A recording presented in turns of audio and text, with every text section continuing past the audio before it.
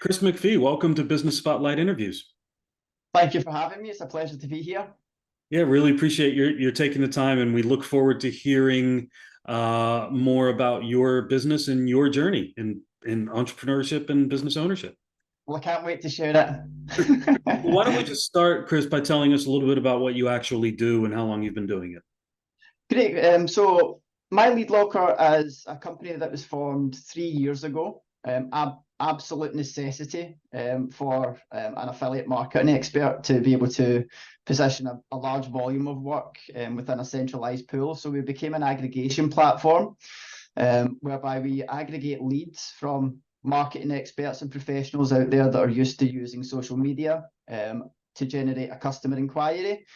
And that lead is then put onto our exchange for install companies who are interested in purchasing that, so that the target customer to be able to cherry pick that customer based on certain criteria. So moreover, it be lead to client and then have to acquire 15 different clients.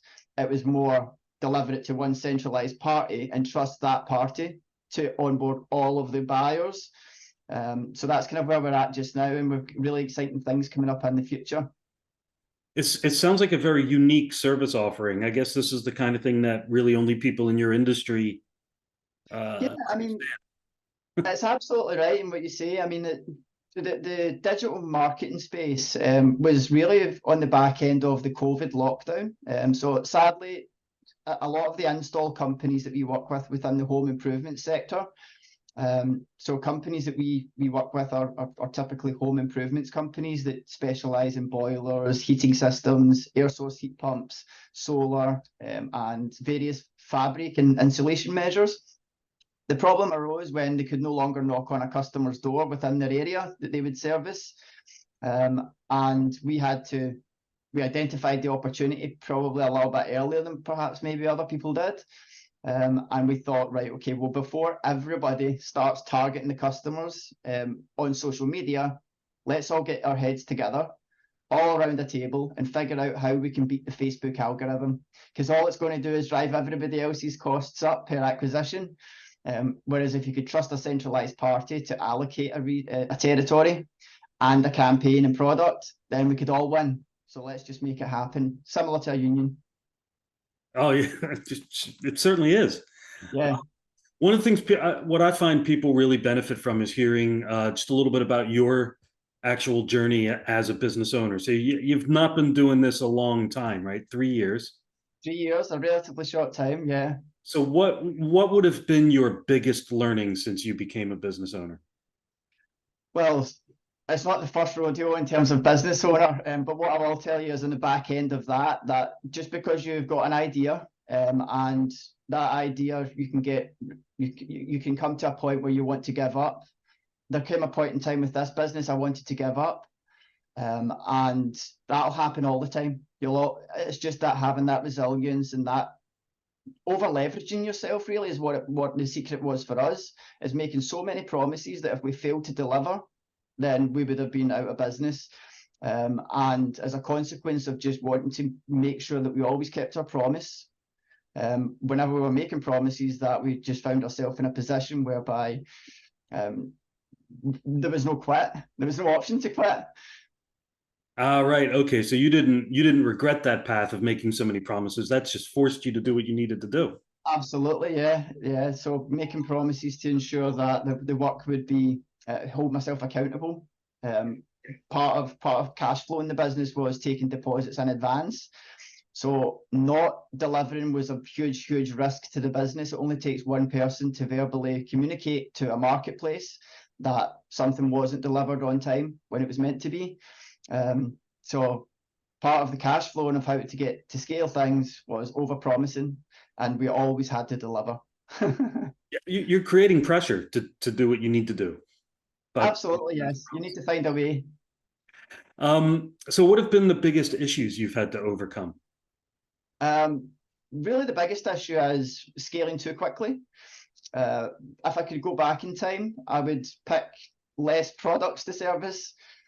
We would specialize in, rather than an entire industry, a niche within the industry.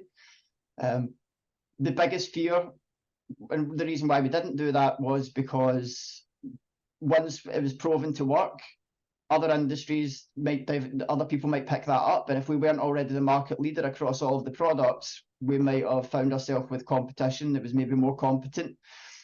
So we had to go full steam ahead, all guns blazing, servicing everybody across the UK for every single product. So speaking of that, then scaling up and growing too quickly, what are your aspirations for growth now for the next 5 to 10 years? What we're really excited to be able to do next month is we're going to be visiting co-living environments throughout Europe with a view to capture video content and to live in an environment with other entrepreneurs and people who are living in an autonomous fashion. They've just got like maybe an accountancy firm, or they perhaps work in social media, video production, and really get in about what it is that drives and motivates these individuals with a view to create content for our YouTube channel. We really want to create a YouTube channel, first of all, and then scale it by promoting other people's success, and ultimately position ourselves as the only sensible option for anybody that's doing digital marketing. That's kind of what the 5-year goal plan is. So we're going to be spending, for the next three months, we'll be out for 30 days. We're going to Malta, Barcelona, and then we're finishing off in Germany for this year. And then it'll be next year, we do the same thing again around about the same time of year. Yeah, it's a hard life. I guess, yeah, I'm going to have to work in a business trip to Barcelona and Malta and Germany as well. Yes, well, we'll find out how difficult it is when we're out there, but probably the most difficult thing will be the logistics of getting the team out there and keeping them there for the entire 30 days without arguing and fighting amongst each other for video time, right? Yeah, absolutely. Just speaking of team, what are your thoughts? I mean, you've got a team of folk there. I mean, what are your thoughts on the current employment situation in Scotland? How do you feel it's changed since COVID or since other, recent world events? One of the things that I've noticed is that there used to be a lot more grants available for bringing business to a town that was maybe a little bit run down. That seems to have evaporated. We were in the mindset of, look, after COVID had kind of settled, let's go and find out what funding there is to help us onboard the next generation, because quite typically there would be a little bit to help rejuvenate an area. And if we moved to that area, we would get help and assistance with revitalising that particular location. It was gone. I think that what happened in actual fact was that there was just a little bit of a concern with regards to rental rates as well. The high street is completely ruined in Glasgow and surrounding areas. There doesn't seem to be much footfall for retail business as much as there was, and as a consequence, we're finding a lot more applicants that are being displaced, and they don't have any experience in the social media sector, but they're just looking for something, right? And that demonstrates that there's a lot of unemployment. So when you recruit, what qualities do you look for in employees, and how do you foster that in a productive work environment? So we typically look for people that are just wanting to make a change in their life. That's all I'm really looking for, is for when somebody comes to us, what's their driving motivator? Have they recently had a kid that they now suddenly need to get their life together and start making some serious money and provide for the family? The second thing that we look for is critical thinking. So we ask them a series of questions, for example, that will allow for us to be able to build an idea of how do they think as an individual. We try to steer clear of any kind of political things that might sway me to make a decision. Obviously, that's something we've all got to be conscious of, right? And keep it as open an environment as possible with regards to, like, if they've got any concerns or anything. I want them to be real. I don't want a robot. A professional interviewer. This is one thing that I've learned, having done my series of job hopping prior to building my own businesses, and never feeling as if I'm a master of interviews. Anybody who's really fantastic at interviews has done a lot of interviews, regardless of what their CV says. So I'm looking for people that aren't necessarily refined at the interview process, but are genuine, honest. And one of the questions we recently started implementing was, How much money do you have in your bank account right now? And if they give you an answer and they're not prepared to show it, they're off the list. It's a really strict process. That's one of the only ones that we've only started using recently, and it was in the back end of Elon Musk, who had started to implement this himself as well within his recruitment process. So it's just about that honesty. If you're not honest at that point, then how can we help you build your future moving forward? Well, I look forward to hearing how that goes. I'm gonna Yeah, there might be a gonna few check in with you. process. we need to ensure that HR's happy. But yes, we're going fine. We're not finished yet, but I have to say this is definitely one of the most unique companies I've ever had with a business owner, and one of the most unique and exciting strategies. Yeah, it's been an incredible. We're trying to one of the next things. I mean, after the 5-year plan, just to kind of we've got big sights on bigger things. But after 5 years, once we've produced a business in a box for everyday individuals to be able to drive traffic to us, and that could be social media people on TikTok, people who have blogs, people who have call centers. We've already got that in operation now in 2 countries, South Africa and the Philippines, where we've got outbound call centers who typically used to serve our clients that now serve us to make it means of serving the clients. We're looking to kind of get on board with TikTok in quite a big way. And there will just be an unlimited method of driving traffic, which is ultimately the customer to us for call qualification, measure identification, listing of the product, and sale. We make payments daily to our affiliates as well, which is really cool. So providing a business in a box for an everyday person is really where it's at. Fantastic. There's going to be a lot of displaced workers out there that are unskilled. If we can do something to help those people, then we're on to a good thing. So you've got a lot on the go at the moment, Chris. How do you balance? So people often, listen in on this next question, right? Or listen into the answer to this next question. How do you balance your personal life with the demands of running a business? Well, the great thing is I'm still within that 5-year time frame that I've given myself of absolute self-sacrifice. I've tried to not give myself any time. In actual fact, recently I posted on LinkedIn showing a little bit of vulnerability, highlighting that I had taken a weekend off. It was a long weekend just passed. I went out for a social occasion, and I felt bad every single moment of it. And I know I shouldn't. It's something I want to get better at. But I felt terrible for having that day, not just because it was one day, it was the day after. My hangover is pretty serious. And so I'm out of commission for the full entire next day. So it's about taking into consideration that I've blocked off the next 5 years to just 100%, 120 hours, 80 hours to 120 hours per week, every single week, Monday to Monday. And it's a price that I'm prepared to pay, because the upside I feel is going to be absolutely huge. It's not that we don't have a great team around about us, but when they see the leader doing as much as I do, then they are more inclined to want to keep up.